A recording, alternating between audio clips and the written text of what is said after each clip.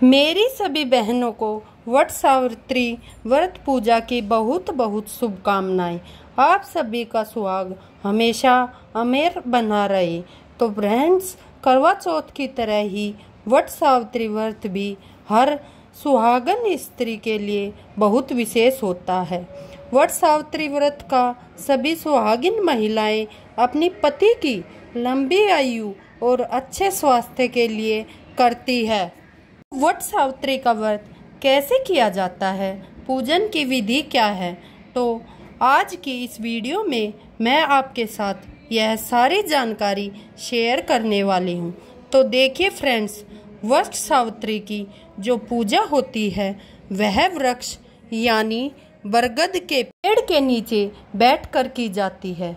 और अगर आपके घर के पास बरगद का पेड़ न हो तो आप वहाँ पर पूजा करने न जा सके तो आप घर पर ही बरगद की टहनी को मंगाकर पूजा कर सकते हैं। एक दिन पहले ही टहनी को मंगा ले, गमले में लगा ले और अगले दिन यानी वट सावित्री वाले दिन इसका पूजन करें। और आसपास बरगद का पेड़ हो अगर आप वहीं जाकर पूजा करें।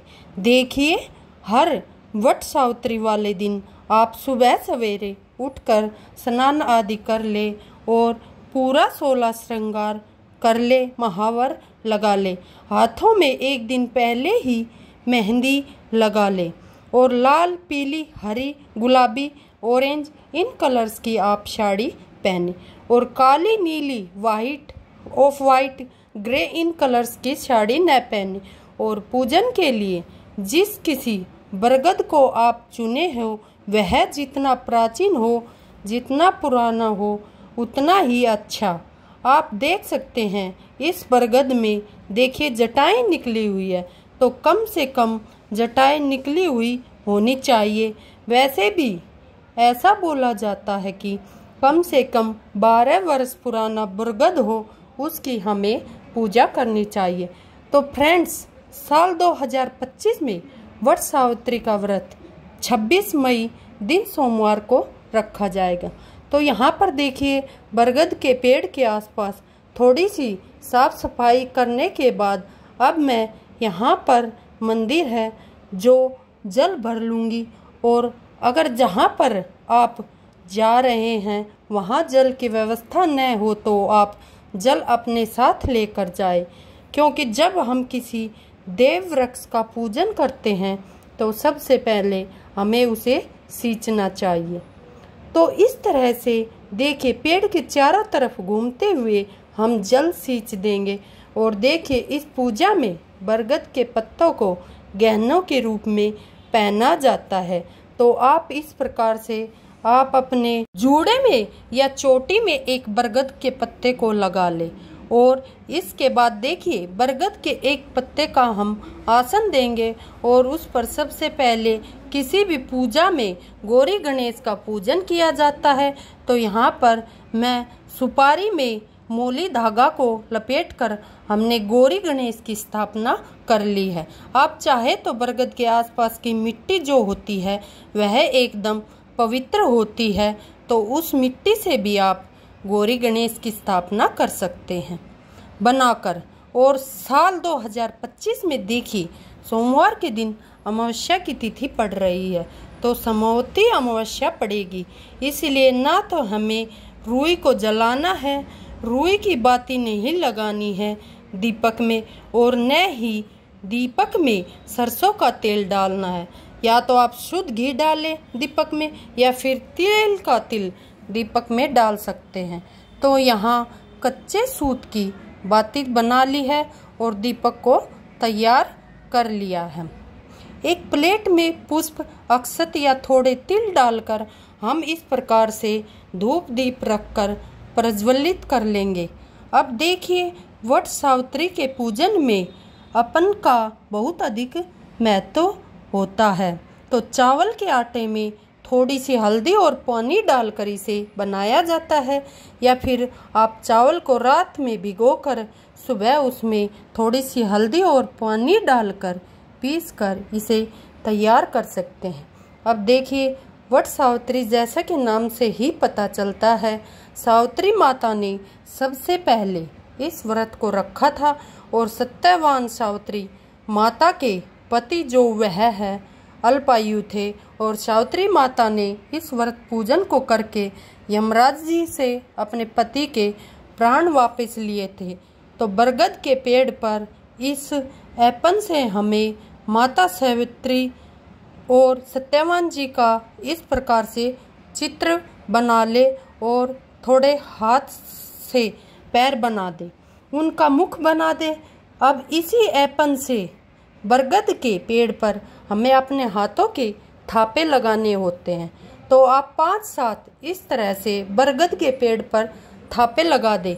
अगर आपके पास वट सावित्री व्रत कथा की किताब है तो उसे भी पूजा में रख दे। अब देखिए, हर जगह पूजा का भोग प्रसाद का नियम थोड़ा थोड़ा अलग होता है।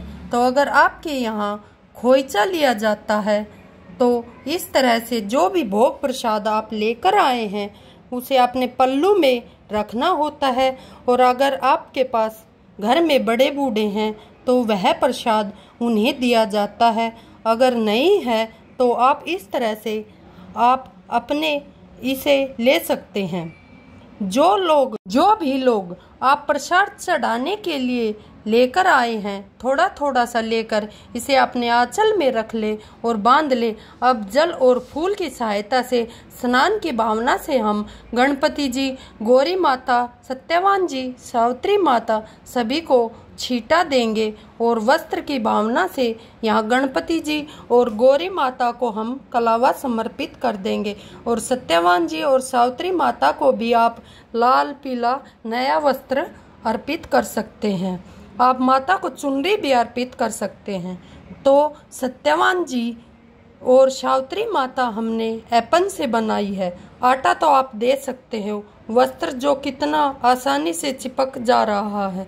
अब इसके बाद हम सभी को सिंदूर से टीका करेंगे। गणपति जी, गौरी माता को, सत्यवान जी, सावित्री माता को, सभी को हम टीका करेंगे। और जो थापे हमने लगाए हैं बरगद के पेड़ पर, उन सभी पर हमें टीका लगाना है। तो इस तरह से देखिए, सभी पर सिंदूर का टीका लगा देंगे। अब देखिए, इस पूजा में बांस के बने पंखों का बहुत ज़्यादा महत्व है। तो यहाँ पर हम 2 पंखे रख देंगे और एक दान के लिए और एक पति को हवा करेंगे। तो इन पर भी हम ऐपन से 5 या 7 बार टिक्का करना है। और देखिए, ऐसी मान्यता है कि जब सत्यवान जी मूर्छित हो रहे थे तब सावित्री माता ने बांस के पत्तों से उन्हें हवा की थी। तो अगर आपको बांस के पंखे न हैं तो कई बार देखिए ऐसी होता है, नहीं मिलते हैं बांस के पंखे, तो आप खजूर का पंखा भी ले सकते हैं, पूजा में रख सकते हैं। अब इसके साथ ही बड़ देव को भी हम वस्त्र अर्पित कर देंगे। तो यहाँ पर मैंने पीला अंगूछा लिया है। आप चाहे तो कोई भी 1.25 मीटर लाल पीला गुलाबी रंग का वस्त्र अर्पित कर सकते हैं। अब इसके साथ ही अगर आप जनेऊ लेकर गए हैं तो वह बड़ देव को अर्पित करें। साथ ही इसमें 12 धगों का कच्चा सूत से कॉटन की पीली रील से माला बनाई जाती है और बड़ देव को उसे अर्पित किया जाता है। और एक माला अपने लिए भी बनाई जाती है। तो बरगद के पत्ते का इस तरह से मोड़कर आप गहना तैयार कर ले। और इस गहने को देखिए, पहले सावित्री माता को अर्पित किया जाता है और फिर पूजा के बाद आप इसे अपने गले में, हाथ में या मंगलसूत्र में बांध सकते हैं। अब माता सावित्री के नाम पर यहाँ अपने आप को साड़ी भी ले सकते हो। उसके ऊपर 16 श्रृंगार की सामग्री आप रख ले और सामग्री में चूड़ी, बिंदी, महावर, मेहंदी, सिंदूर, ये 5 चीज़ें आप जरूर रखें। इसके अलावा आप भी बढ़ा सकते हो सामान को। और साथ में दक्षिणा रख दे और अपनी शादी का सिंदूरा भी आप यहाँ रख सकते हैं पूजा में।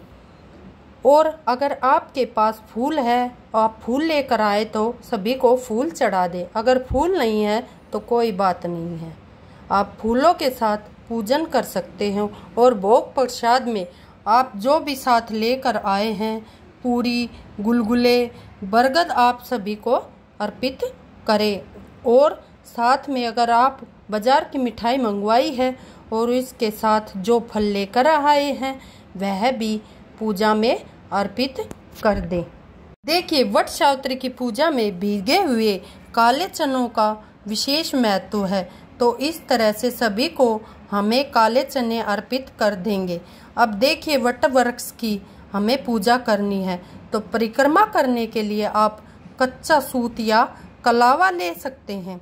कलावा सूती होना चाहिए या इसके अलावा कॉटन की पीली रील ले सकते हैं। इस तरह से देखिए, हमें वट वृक्ष की पूजा करनी चाहिए और उसकी फेरी लगानी है। आप उतने ही चने ले जितने आपने परिक्रमा की है और कच्चे सूत को हमें इस तरह से लपेट देना है वहीं पर। कहीं पर भी आपको गांठ नहीं बांधनी है और आपका धागा अगर वहीं पर समाप्त हो जाता है तो वहीं आप लपेट दे और चने से जो परिक्रमा है वह पूरी कर ले। और परिक्रमा करते हुए आप भजन गा सकते हैं या जितनी बार भी देखिए आप परिक्रमा करेंगे उतनी बार आपको सावित्री माता को सिंदूर अर्पित करना है और एक एक चना वट वृक्ष को अर्पित करते जाना है। और वट वृक्ष की फेरी देखिए, जितनी आप लगा सकते हो सामर्थ्य अनुसार लगाइए। पूजा के साथ आपने जो भी भोग सामग्री या वस्त्र अर्पित किए हैं, श्रृंगार की सामग्री जो भी आपने दान के विचार से रखा है, यहाँ पर उसे दक्षिणा के साथ मिलाकर आप किसी भी सुहागन ब्राह्मणी को दान में से दे सकते हो। इस प्रकार वट वृक्ष की पूजा की जाती है। तो दोस्तों, मेरी वीडियो अच्छी लगी तो लाइक करें और चैनल को सब्सक्राइब करें। धन्यवाद दोस्तों।